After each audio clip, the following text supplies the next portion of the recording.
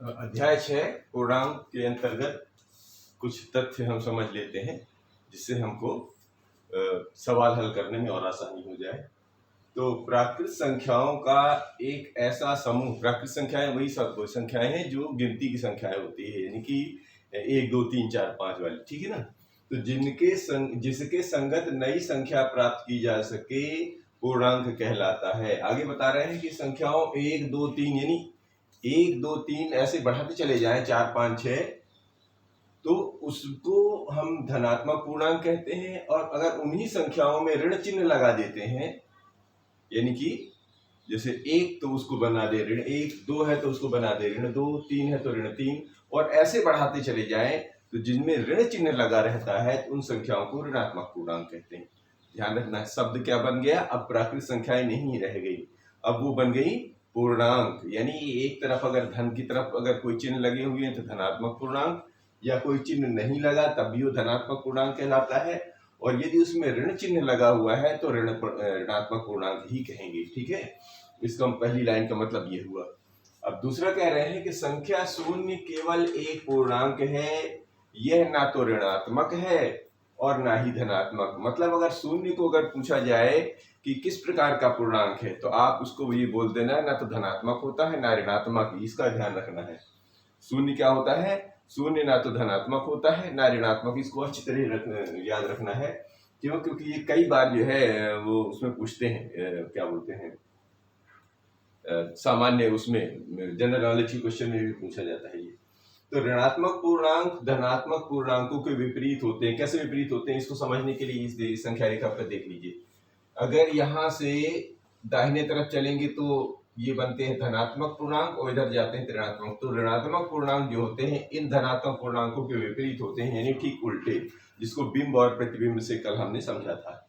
तो फिर आगे कहते हैं कि अतः संख्या रेखा पर ऋणात्मक पूर्णांकों को शून्य के बाईं ओर, ये देखो शून्य के बाईं ओर, और धनात्मक पूर्णांकों को शून्य के दाईं ओर समान दूरी पर निरूपित करते हैं। मतलब जब भी आप संख्या रेखा बनाएंगे तो उसको शून्य बनाने के बाद दाहिने तरफ जो संख्या लिखी जाएगी उसे धनात्मक पूर्णांक, और बाईं तरफ जो संख्या लिखी जाएगी उसे ऋणात्मक पूर्णांक। यानी अंक तो वही रहेंगे पर इस पर कोई चिन्ह नहीं रहेगा दाहिने तरफ, अर्थात वो धन की चिन्ह कहलाते हैं। और जिस तरफ बाएं तरफ अगर चिन्ह लगा देते हैं तो वो ऋण का चिन्ह कहलाता है।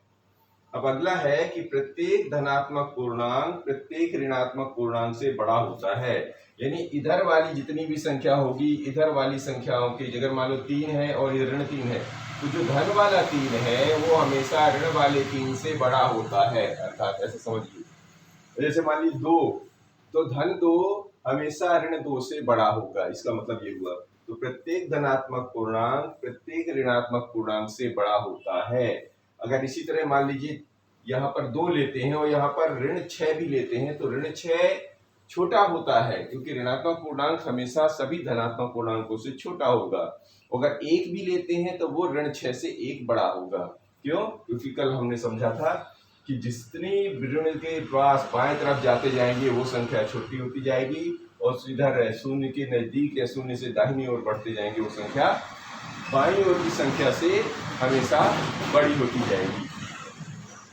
अब अगला कह रहे हैं कि शून्य प्रत्येक धनात्मक पूर्णांक से छोटा और प्रत्येक ऋणात्मक पूर्णांक से बड़ा होता है।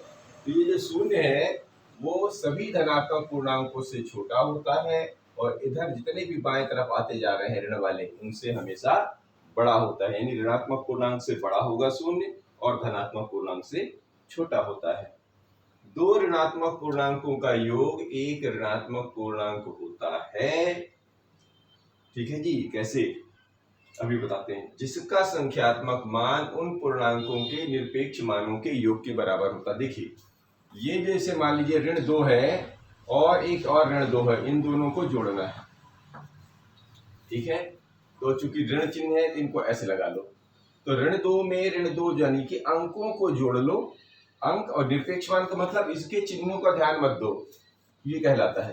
तो 2 में 2 जोड़ लिया और फिर क्या है, उन्हीं का एक चिन्ह वापस ले लिया, तो ये कहलाता है ऋण 4। ये कहलाता है निरपेक्ष मान। निरपेक्ष मान माने अगर दोनों संख्याएं ऋणात्मक है तो आपको अंकों को जोड़ लेना है। अंकों को जोड़ लेने का मतलब होता है उनकी चिन्हों पर ध्यान नहीं देना है केवल अंकों का जोड़ लगा लीजिए, 2 में 2 जोड़ दिया तो 4 बन गया, और चिन्ह जो भी है वो चिन्ह लगा दिया, चिन्ह ऋण का है तो ऋण का चिन्ह लगा दिया।